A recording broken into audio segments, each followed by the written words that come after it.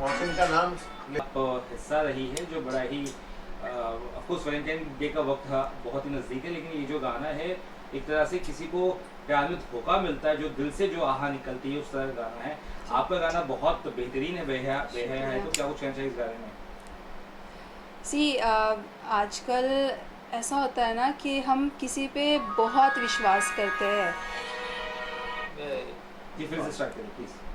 कितना जो गाना है बेहया है तो।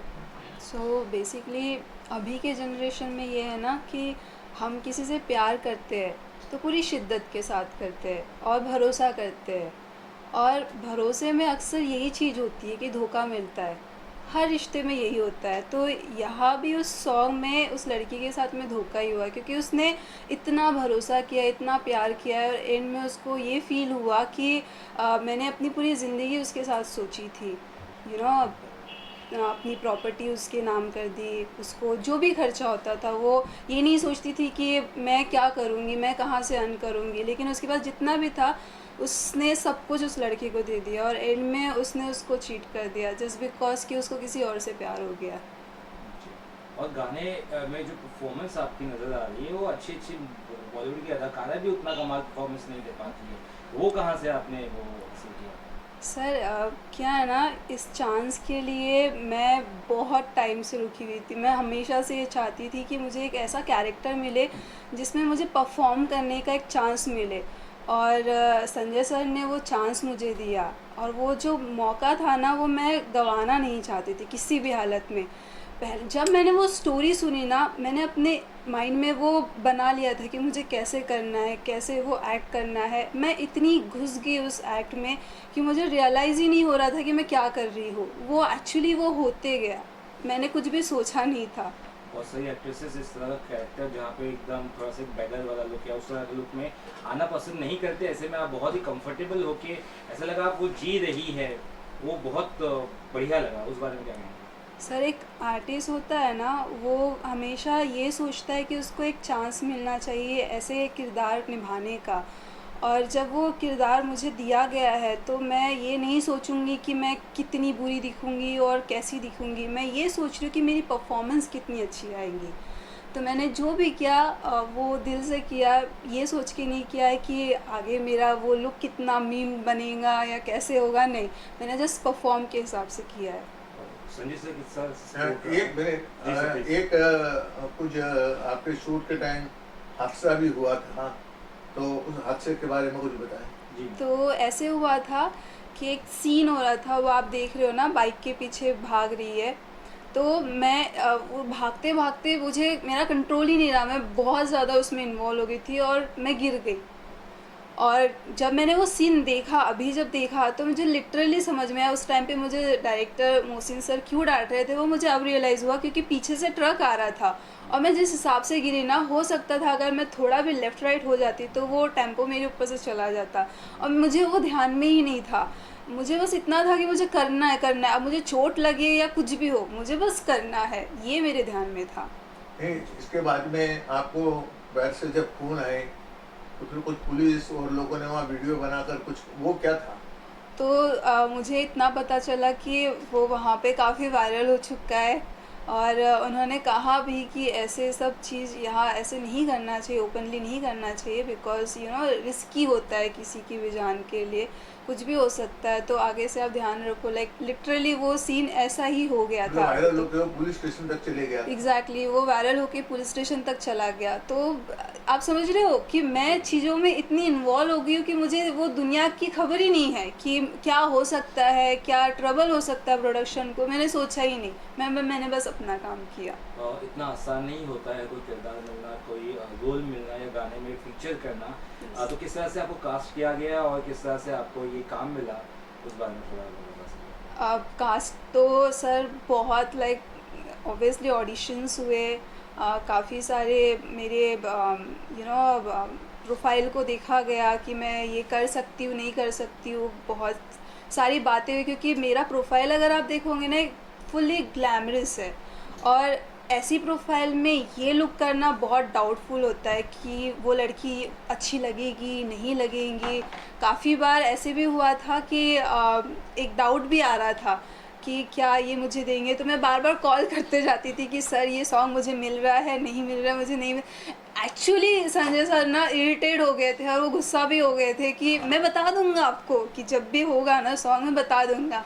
And then I got grace, like Sanjay sir ने पता नहीं क्या देखा ऐसा, एंड देन ही सेड कि आप करने वाली हो ये सॉन्ग। ग्रेट। इतनी खुशी महसूस हो रही है, अब गाना रिलीज हो चुका है, दर्शकों से क्या कहेंगे आप इस गाने के बारे दर्शकों से बस इतनी विनती है मेरी कि आप सॉन्ग देखिए। ये आज की जनरेशन का आप सभी के साथ में कभी ना कभी धोखा हुआ होगा, तो आप ये चीज़ फील कर सकते हो। आई नो कि इंसान ना अंदर से ही पूरा पागल हो जाता है, वो टूट जाता है और सालों लग जाते हैं उस चीज़ को रिकवर होने में, और ये शायद चीज़ आपको महसूस होंगी।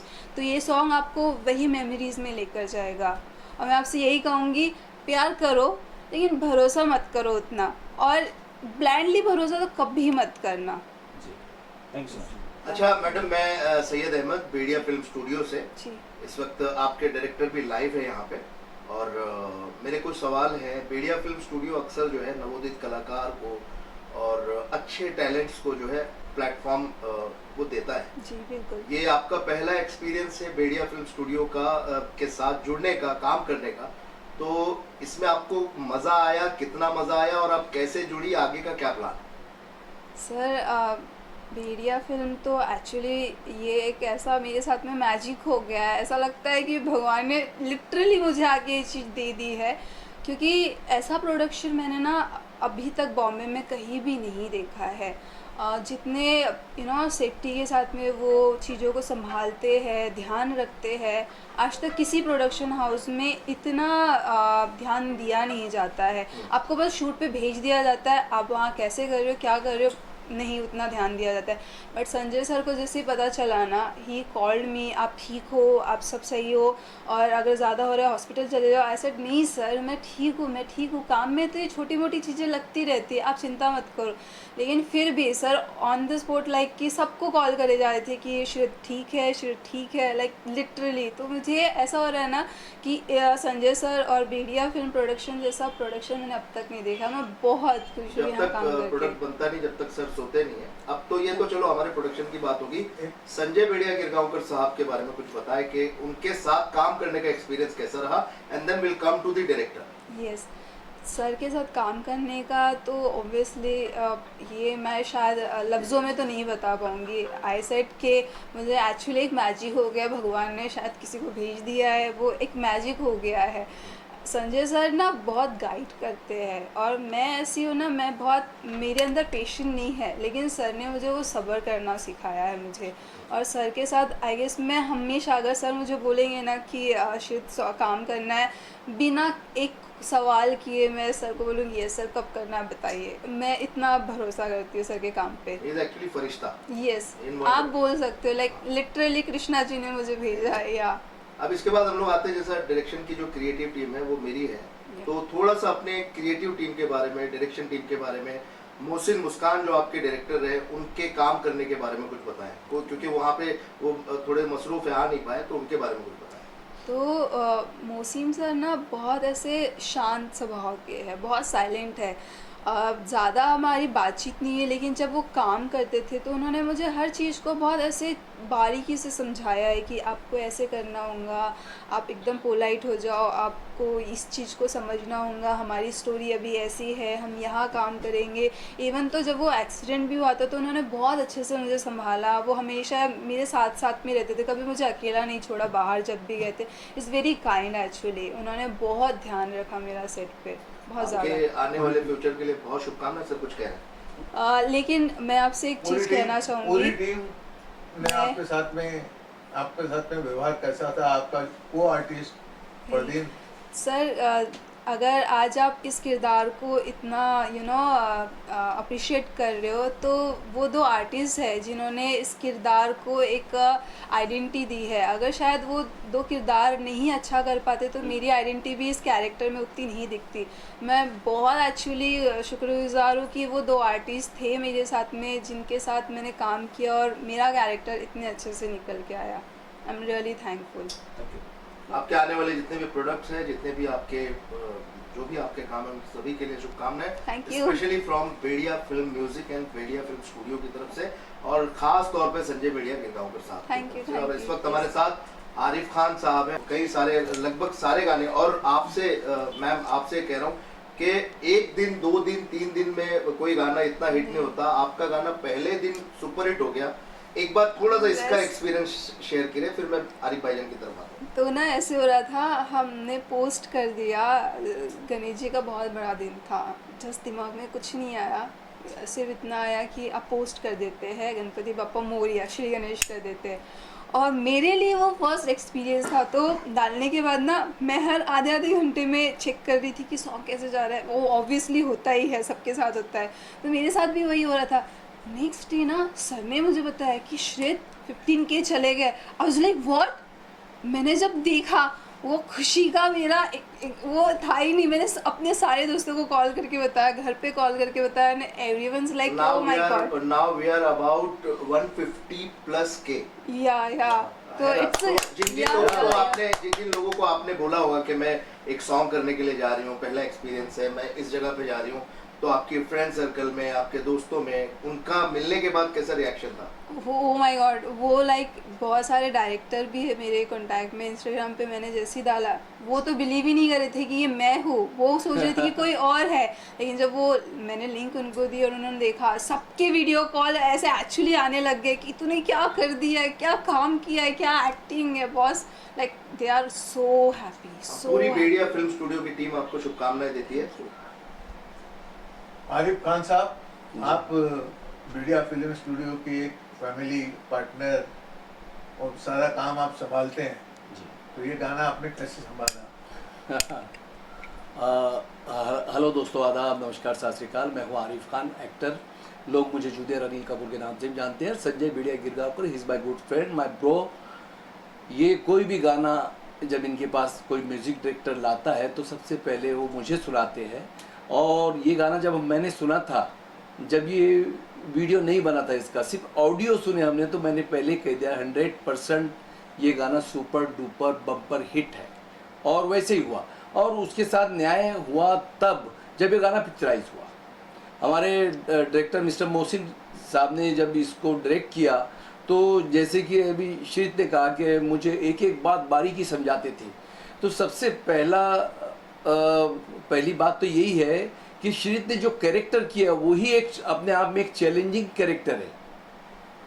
वही अपने आप में एक चैलेंजिंग कैरेक्टर है, क्योंकि दोस्तों ऐसे डायलॉग बोल लेना, बहुत खूबसूरत दिखना, बहुत ही मतलब कॉमेडी कर लेना, हंस लेना, रो लेना चल जाता, लेकिन जो पागल का कैरेक्टर है, जो अपने प्रेमी के, अपने हस्बैंड के प्यार में जो पागल हुई है लड़की, उसके दिल को जो सदमा लगा, वो सारा कैरेक्टर जो श्रीत ने निभाया है, मैं खुद देख कर के शॉक हो गया।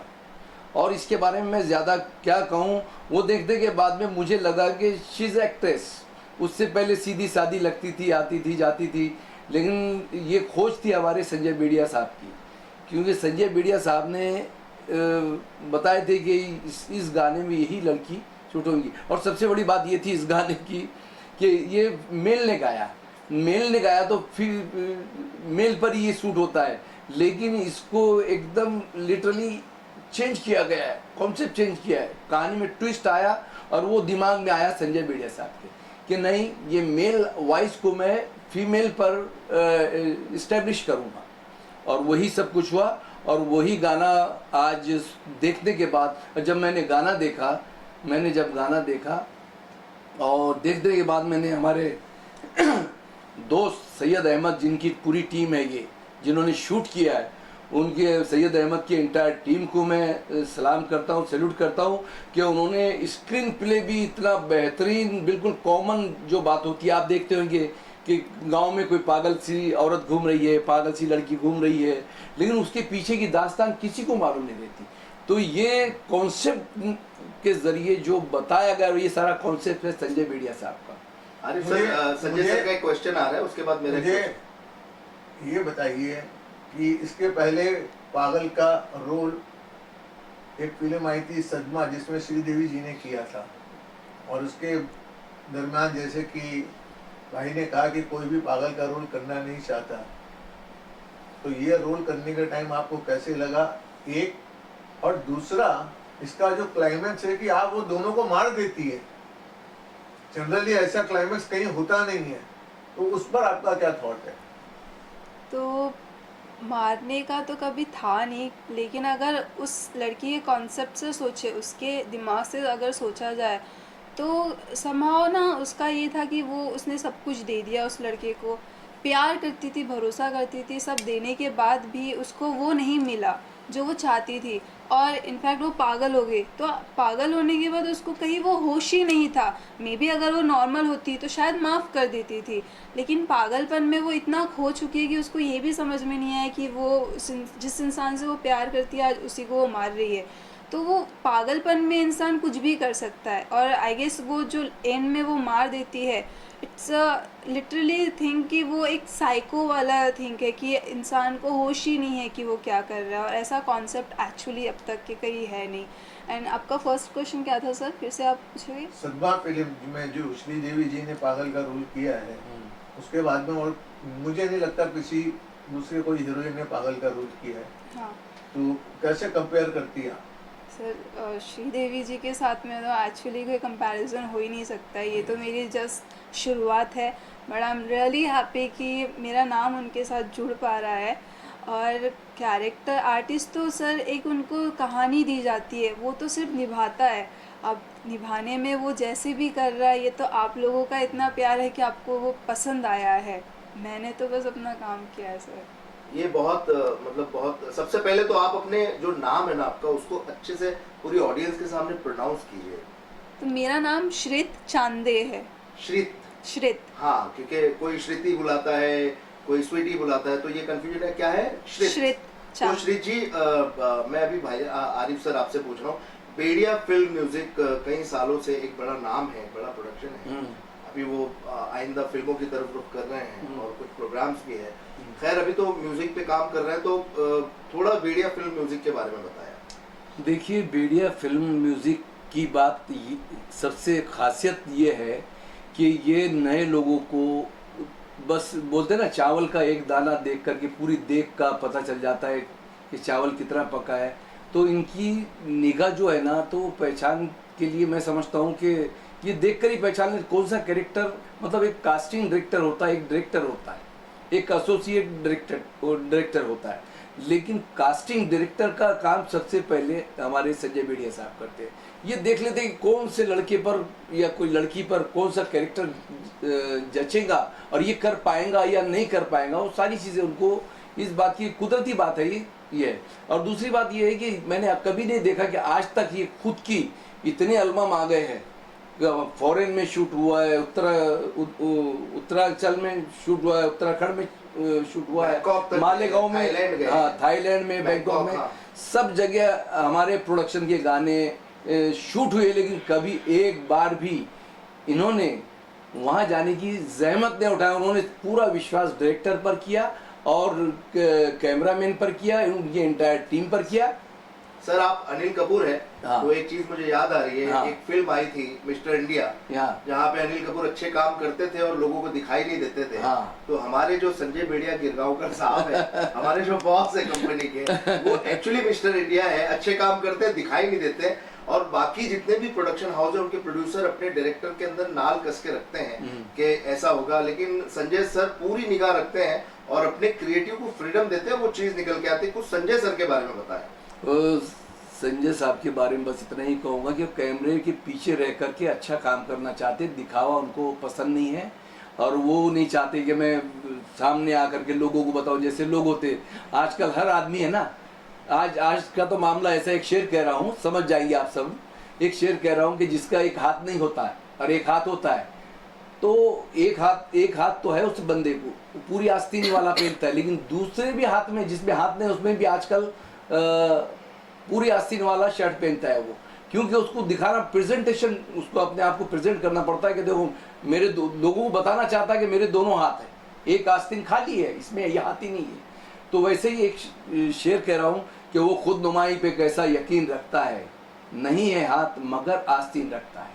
हर आदमी अपने आप को प्रेजेंट करने में लगा है। बट वाह। संजय बेड़िया साहब की बात यह है कि कैमरे के पीछे रह करके सारा खेल ऑफिस में बैठ करके करते हैं, सारा डायरेक्शन खुद ही करते हैं। और ये जो कॉन्सेप्ट है, क्या ये भी उनका ही कॉन्सेप्ट है कि ये कॉन्सेप्ट पर जो काम हुआ है और ये गाना जो इतना उभर कर आया, सुपर हिट हो गया, सुपर हाँ ये उभर कर आया। ये गाना अगर मेल आवाज है, सबसे बड़ी बात तो ये कि मेल आवाज फीमेल पर शूट किया गया है, तो यही ट्विस्ट है हमारे इस एल्बम में, और इसीलिए ये सुपर डुपर हिट है। और ऊपर वाले ने चाहा तो ये बहुत ऊंची उड़ान उड़ेगा ये गाना। और श्रीत ने भी जो काम किया है, माइंड ब्लोइंग, लाजवाब, बेमिसाल। बस श्रीत के बारे में बस इतना ही कहूँगा कि ये लड़की आगे जाकर के बहुत कुछ कर सकती है, अब मुझे यकीन हो गया। हमारी तरफ से बेड़िया फिल्म स्टूडियो की तरफ से और पूरे एंटायर टीम की तरफ से आप सभी लोगों को बहुत बहुत शुभकामनाएं Shrit, all the very best and thank you so much for working with Bediya film music and Bediya film studio. God bless. याद रहे बेड़िया फिल्म स्टूडियो, इसी की वजह से आज ये गाना बना और ऐसे कई गाने सुपर डुपर हिट हो चुके हैं हमारे। Thanks a lot, thank you very much, God bless, all the very best. Thank you.